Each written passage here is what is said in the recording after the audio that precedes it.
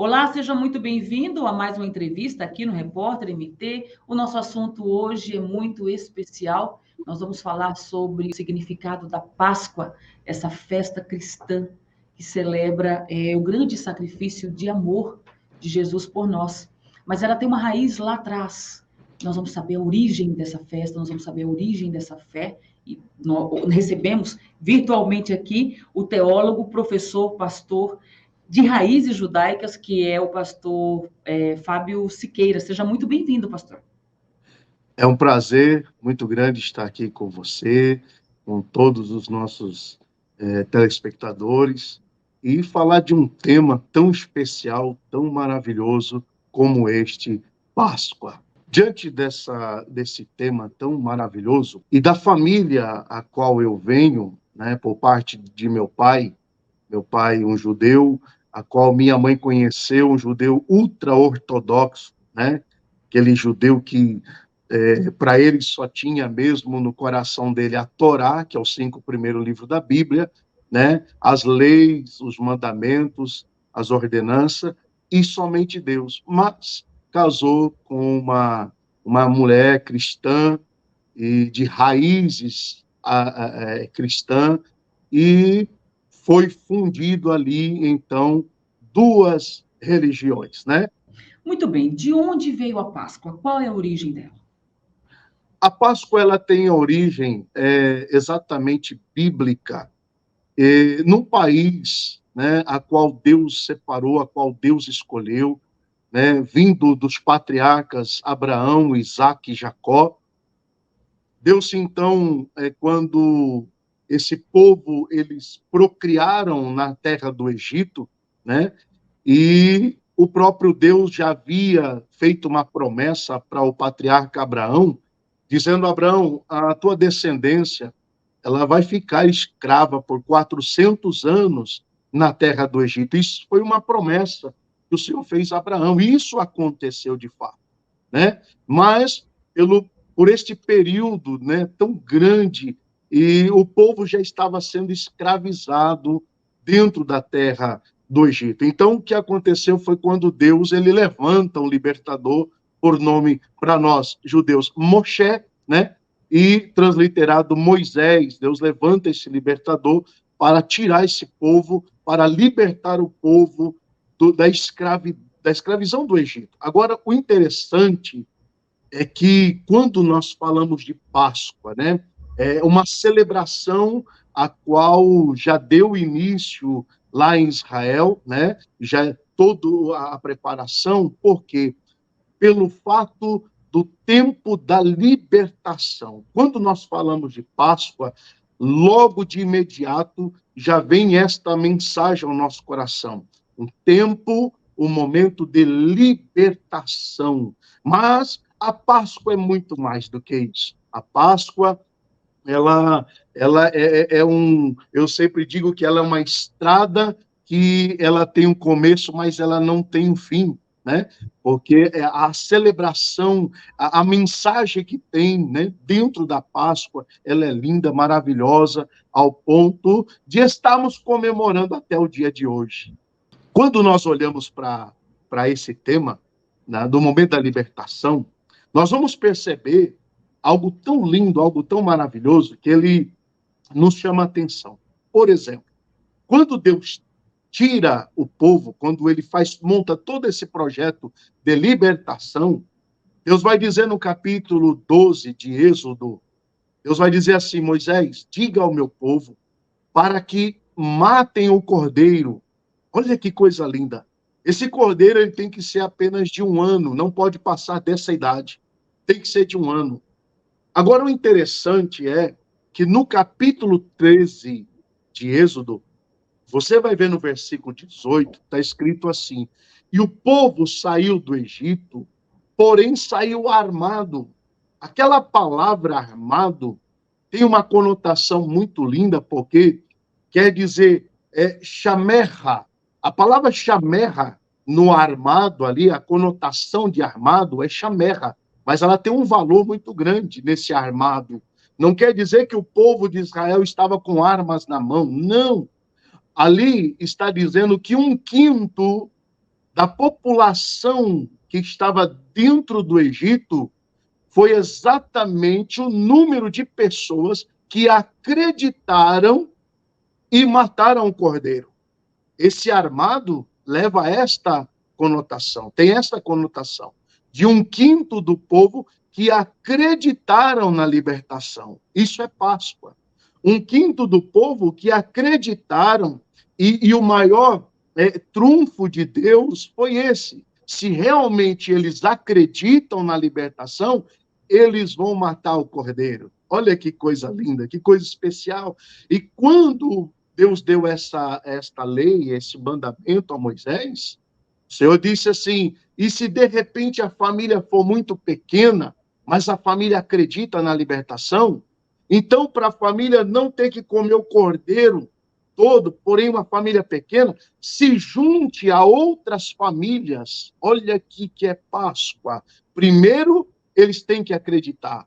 Segundo, o cordeiro tem que morrer. E terceiro, há uma unificação da família. Por quê? Porque uma família só não podia comer um cordeiro inteiro, né?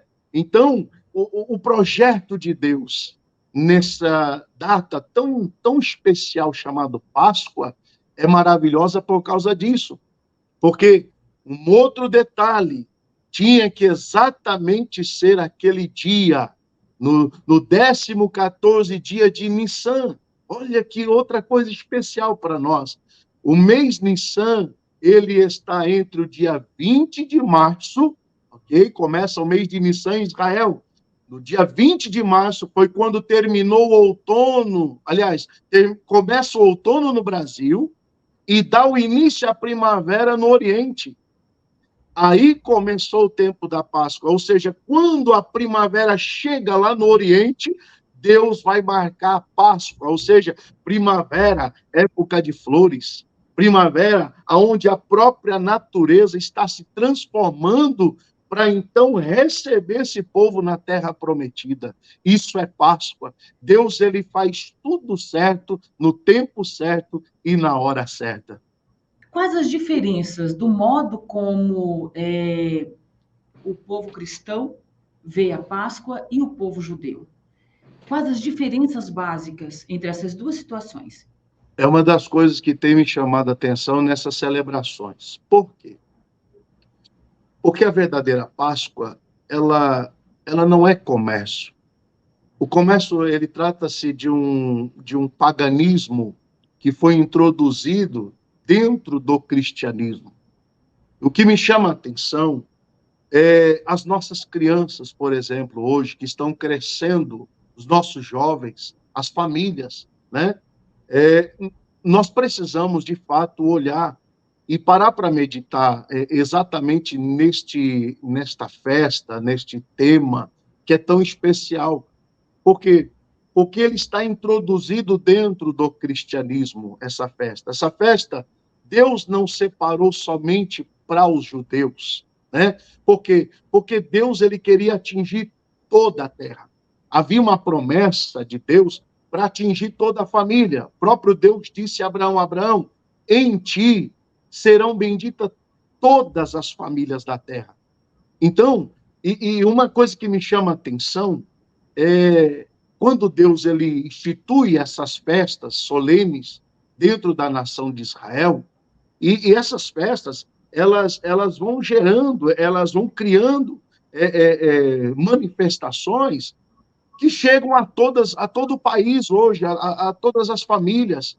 O interessante, é tão lindo como nós hoje aqui no Brasil já estamos nos preparando para o final de semana, né? Mas o que me chama a atenção, de fato, é que nós venhamos enxergar pelo lado de dentro o que é Páscoa, né? A Páscoa não é uma festa pagã, ela é de fato uma festa instituída por Deus. É tão linda que de todas as festas que Deus instituiu, só uma não tem comida.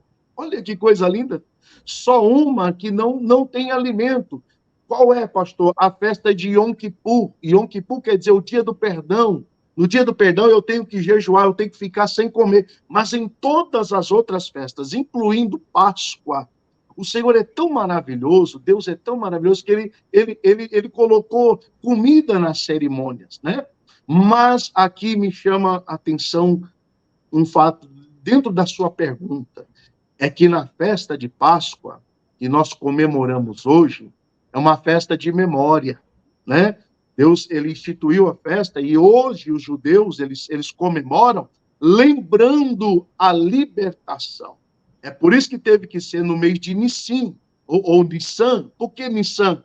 Porque o nome Nissan, ele tem duas letras do alfabeto hebraico, que é a letra Nun, a letra N, transliterada para o português. A letra Nun, ela tem um significado, e no mês de Nissim, ou Nissan, ela começa com N e termina com N. Olha que coisa linda como é que Deus trabalha. E aí, as letras N significa milagre. Então, tem milagre no começo da palavra e tem milagre no fim da palavra pela letra Nun. Isso aqui é maravilhoso, por quê? Porque quando Deus está libertando, Deus está dizendo, mas eu também sou Deus dos milagres. Então, eles experimentariam milagres e milagres. Por exemplo, o primeiro milagre, a libertação. Isso é Páscoa. O segundo milagre da Páscoa, a abertura do Mar Vermelho. Olha que coisa linda. O terceiro milagre da Páscoa, veio a comida no deserto. E olha, que era para quase 3 milhões de pessoas, 150 toneladas de comidas diárias. Isso é milagre. O quarto milagre é brotar água da rocha. O quinto milagre, depois da festa de Páscoa que aconteceu na saída, vem o quê? Nós vemos ali o povo dependendo 100% de Deus no deserto. Isso é Páscoa. Isso aí nós temos que fazer em memória. Quando nós fazemos a cerimônia de Páscoa, nós temos isso com a gente. É libertação, são milagres em cima de milagres. Ou seja, o mesmo Deus que operou no passado é o mesmo Deus que opera hoje. Por isso que é muito interessante, né? E muito gratificante nós participarmos da ceia de Páscoa. Como que os judeus ortodoxos enxergam a pessoa de Jesus, pastor? Nós conversávamos um pouquinho antes de iniciarmos a nossa transmissão e a nossa conversa para que você de casa pudesse participar conosco, mas o senhor nos dava uma explicação que a gente achou muito interessante, e a gente queria que o senhor voltasse pontuando algumas questões que a gente falou, para que você de casa também acompanhe. É maravilhoso porque os judeus ortodoxos, os ultras ortodoxos, os megas ortodoxos, né? Eles ainda acreditam que o Messias vai vir. Eles estão preparando, né? Há uma preparação agora do terceiro templo também. Tudo já está acontecendo para que haja, então, a inauguração do terceiro templo. Mas a expectativa deles é que a chegada, o Messias, de fato, vai vir, vai nascer, ainda tudo vai acontecer. Então, eles estão nessa expectativa, eles estão aguardando, né? Porém, o cristianismo e o judeu messiânico, como eu, nós já acreditamos que o Messias nasceu, que houve uma promessa, né? Lá em Isaías, no capítulo de número 6, capítulo de número 9, né? Isaías vai profetizar muito sobre o Messias, o Machia, que quer dizer ungido, que é o próprio Jesus. Então, eles ainda estão aguardando, eles ainda estão esperando, mas a surpresa é que quando, após o arrebatamento da igreja, após a igreja passar os 7 anos nas bodas do Cordeiro, a igreja vai voltar com Cristo, com Jesus, né? E na volta de Jesus é que eles vão reconhecer que Jesus já veio, e o próprio Jesus disse, eu vim para os meus e eles não me receberam. Quando Jesus vier com a igreja, que eles enxergarem as mãos furadas, né, pelos pregos na cruz do Calvário, vão fazer a pergunta para ele, que feridas são essas em tuas mãos?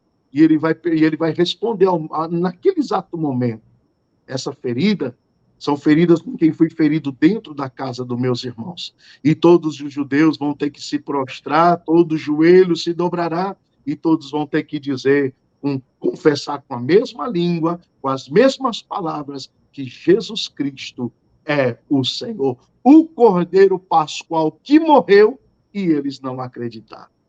Em que momento o senhor se tornou cristão? Eu sei que é uma história longa, de muitas situações envolvendo, mas eu gostaria que as pessoas que nos acompanham agora também pudessem conhecer essa sua história. Como é que um judeu se tornou cristão?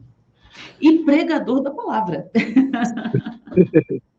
O fato de meu pai casar com uma cristã, né, de uma denominação muito renomada no nosso país, e minha mãe era aquelas mulheres de fazer campanha, de oração, e nós somos em 5 irmãos, e eu sou o menor, né? O menor para vocês, o caçula. E enquanto meu pai nos ensinava a lei, a Torá, os mandamentos, a minha mãe nos levava para a igreja.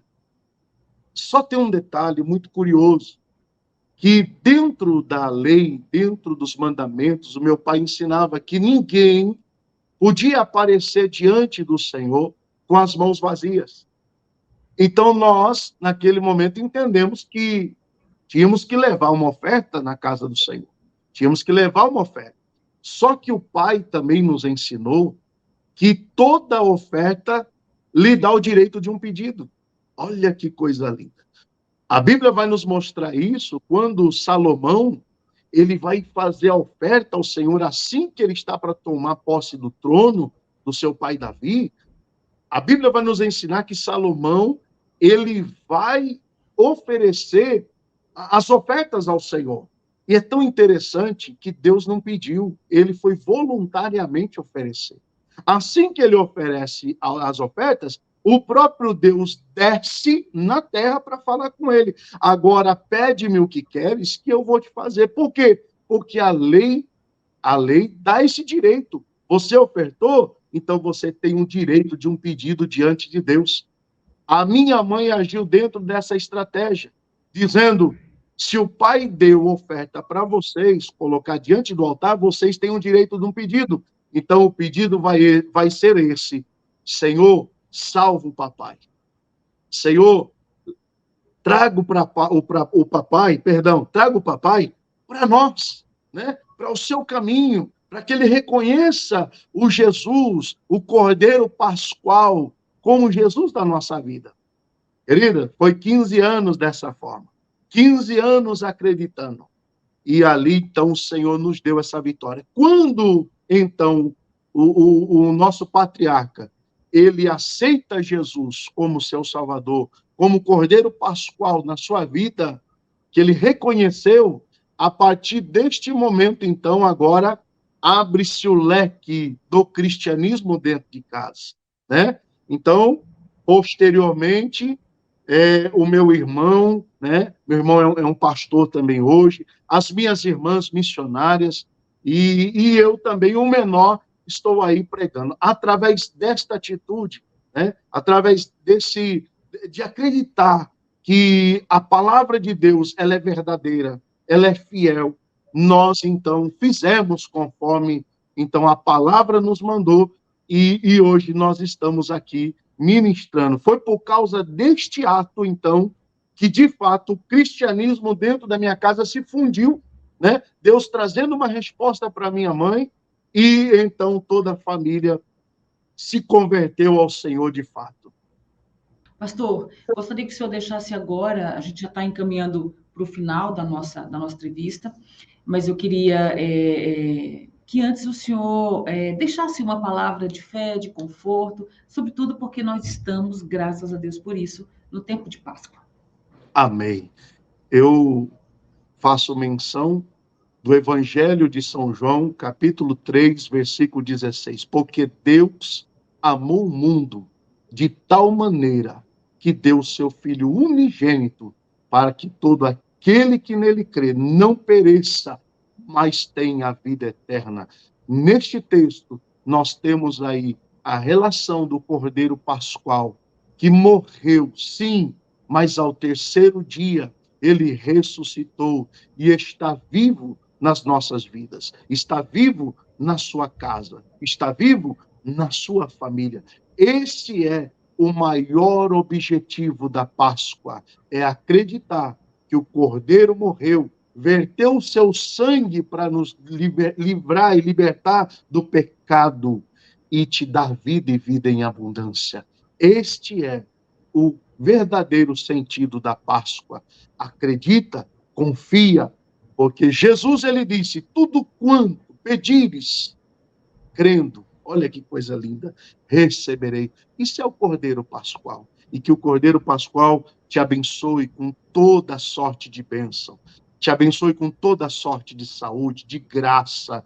Fazer como o apóstolo Paulo disse, olhando para Jesus, o autor e consumador da nossa fé.